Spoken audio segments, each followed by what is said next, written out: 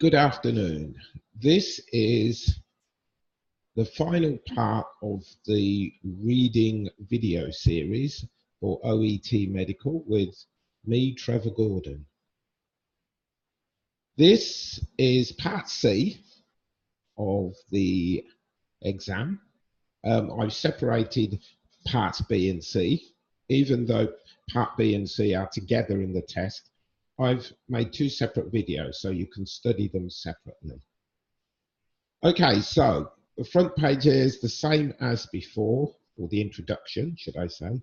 It tells you about what skills are needed and what we're going to do in the subsequent section. So I haven't changed that. We will now commence part C. This will be a single section. In part C, you will rely on your skimming to understand the main idea of each text, your scanning skills to locate the information you need within the text, and finally, your knowledge of synonyms and paraphrasing. For this part of the test, there are two longer passages based on various medical topics. There are 16 questions, multiple choice format, and this time you have 4 answer choices, A, B, C, and D. There are 8 questions for each passage. The passages are around 600 to 800 words apiece. Again, keywords are the way to approach the techniques. From the keywords, you will derive the following. The idea, the part of the text you need to locate, and the synonyms and paraphrasing. All of those things can be obtained from the keywords. So, procedure. The first thing to do is to read the title of the passage for each passage. Again, knowing the title of the passage will give you the idea of what it's about. The first passage we're going to look at is called patient safety. So that immediately tells you it will be about the safety of patients. As a medical professional, you will be already aware of these topics. So you can start thinking of terms and synonyms, keywords, vocabulary that you might use in this topic or related to this topic. The next thing to do is to skim the text by reading the first and last sentence of each paragraph. You should read those two more intently than the rest, because often the idea for the paragraph is usually, more commonly, should I say, in the first sentence or first 2 sentences and in the last sentence. Remember, if you read the first sentence and it's not there, read the second sentence. But don't read the whole paragraph. Follow this formula, first and last, if possible, or where possible. If it's a very short paragraph, you can read it all. Okay, so the idea of reading the paragraph is to get the gist of what it's about. The next thing to do is to read the answer choices and mark the keywords. The next step is to skim the text and note where the keywords appear. So, we will now use an example to walk you through the remaining parts of the process. At this point, I have to say that because there is a lot of text, the process involves jumping back and forth between the questions and the text, or the paragraphs. It's a mixture of what we call matching headings. So every time you get a question, you're going to match it with one of the paragraphs, because the paragraph will have a heading. It won't be written down, but it will be what this paragraph talks about. It will be a kind of heading. So you'll be jumping between matching headings and multiple choice. The questions generally follow the order of the text, so you shouldn't have to go back at any point, but make sure that you follow along and you're aware of where you are in the text at all times. After skimming the text, make notes for each paragraph, i.e. bullet points, indicating what the paragraph is about. This is vital for you to practice in order to save time in the exam. So now we're going to do some practice. So here we have the first question and the first paragraph. So in our example, the first question actually refers to the first paragraph. And that is generally how it works. It doesn't work exactly like that, but generally a paragraph will follow a question order. So this is about patient safety. And as you can see, I've highlighted a number of words that I think are relevant. You should always highlight dates and names. And in this case, you've got a place. You've got a date, you've got a name, Mary. You've got a place, Seattle. You've got an illness or a condition. Tragedy could be useful because they might use it in the question choice. It needn't have occurred at all. I think that's quite important because something happened that shouldn't have happened. That's what it's telling us. So we might need to focus on that. And again, here's some detail about what happened. And another word, confusion.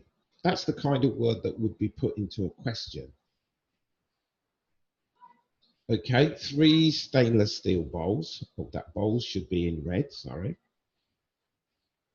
Clear liquids and the names of those liquids. That could also be relevant to the question. Amputating one of her legs, damage to her organs, died 19 days later.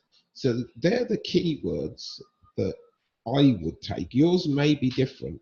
Remember, everyone does this in a slightly different way. So if you don't get these keywords, it doesn't mean you're doing it incorrectly. You're just looking at the things that will help you. These are the things that I feel help me. So what is the point, what point is made about the death of a female patient called Mary? So we have 4 choices. It was entirely preventable. Nobody was willing to accept the blame. Surgeons should have tried harder to save her life. And it is the type of incident which is becoming increasingly common. Okay, so there are choices. So going through the choices, we can see the first one we look at, it was entirely preventable, sorry. That paraphrases, it needn't or need not have occurred at all. Occurred, happened. So it shouldn't have happened. It could have been prevented. They mean the same things. Okay, nobody was willing, that should say willing, to accept the blame. Hospital says because of the confusion. Okay, that's the nearest thing we can find. Surgeons should have tried harder to save her life. And doctors tried amputating her leg. That's the nearest reference we have. This is the type of incident which is becoming increasingly common. There's no reference to that. Okay, if you read this, whether you read the last or the first sentences, there is no reference to anything that relates to the word common or regular or usual. Those words are not used. So we can safely say that that is not it because there's no mention. There's mentions here, but we've got to decide what those things talk about. So we go through the text and we look. For all of the statements, you have to try and reference them with the text. That's your task. A has a reference which is a complete paraphrase, this one. B infers that the hospital did accept responsibility by referring to the confusion over the steel bowls in the procedure room. They clearly said the patient was mistakenly injected with this. It happened, the hospital says, because of confusion. So basically, the hospital knew it was their mistake. So they were willing to take the blame. So that's not it. Okay. C, the text infers that doctors did try to save her life by amputating her leg, which is quite a drastic step. So this shows that they did everything they could. Okay, going back to the text, doctors tried amputating one of her legs to save her life, but the damage to her organs was too great and she died.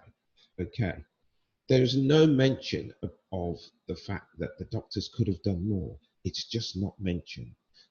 That's the clearest thing. They did do something to try and save her life. So that is not the same as should have done more. So remember, these are the little differences. If you might read that and think, well, they did try to save her life, but they didn't do enough. No, it doesn't say in the text. It doesn't reference in the text that they tried to do. They should have done more. It doesn't mention that at all. It talks about only what they did to try and save her life. Okay, so there's no reference, D, there's no reference to any kind of this thing being common. There is absolutely no reference. So again, this is your practice. So keep going back to the text, read it. The more you practice this, the quicker you'll become at it. So there's no reference anywhere. So the answer, the only logical answer is A. Okay, we're going to go on to the next one. Okay. Another paragraph that I've taken here, I haven't done paragraph 2. I've selected a paragraph that's further down the text. And this way, when you're practicing, you'll have to find this yourself. And it's all part of practice. Okay, so nowhere is this more apparent than the issue of alarm fatigue. That's what they're talking about. So that should be noted. Dixon Wood, someone's name, should also be noted. They're talking about the intensive care unit. It should be noted. A number, alarms per day. Machinery. Intensive care units have machinery. Could be relevant, I'm not sure. Machinery that is not integrated. That could be relevant. You have to assemble all the kit around the bed manually. That could be relevant. She explains. It does not come built as one unit. This is not something a hospital can solve alone. It needs to be solved at the sector level. When we say the sector, we mean the medical business sector. So everyone has to be involved in solving this. So the question says, the writer quotes Dixon Wood's reference to intensive care beds in order to. So here, when you get a question like this and they're showing verbs, always highlight the verbs because there's often a strong reference to the verb. So, alternative viewpoint, illustrate a fundamental obstacle, shows the drawbacks of seemingly simple solutions, and give a detailed example of how to deal with the issue.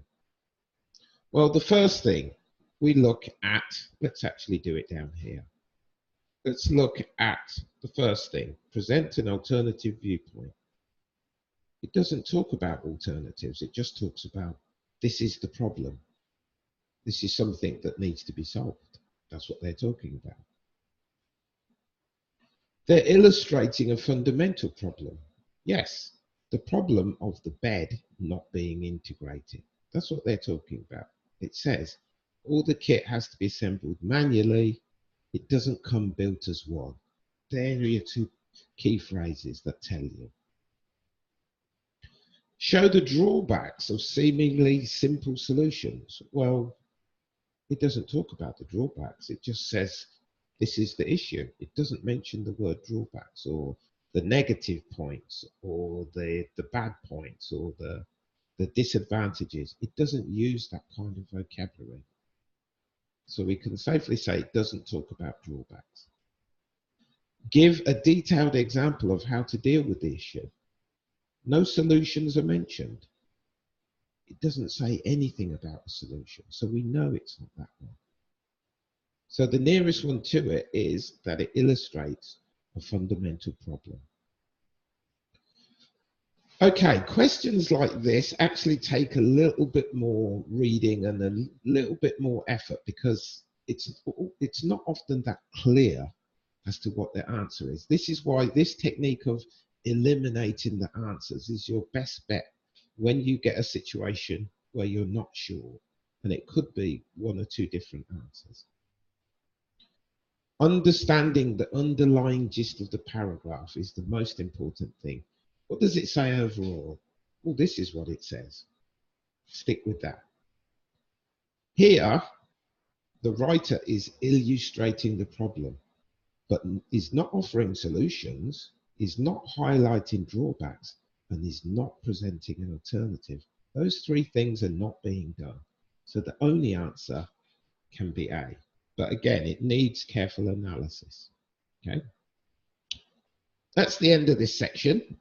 There will be a link in the video, underneath the video, for you to download the practice material.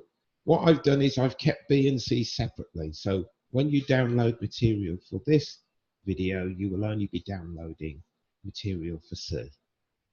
The whole test is available. If you go to our website, the whole test is available. Okay, that's the end of the examples. As I said before, I've provided links to the material you need. They'll be underneath the video. Please use the techniques and bear in mind that time is an important factor. The idea is that through practice, you'll become faster and faster at doing each question. Work your way through the remaining 4 questions. That should be the remaining 14 questions. I forgot to put the 1 in there. I'm sure you can work that out for yourself. Okay, it's the end of this part of the video, of the lesson, sorry, and the completion of the reading videos. So again, visit our channel regularly, subscribe to it, and visit our website. We have plenty of material to help you, and we would also like it if you were to book some of your classes with us. And we have 2 native teachers who, both with a lot of experience, who can help you achieve the score that you need. Thank you.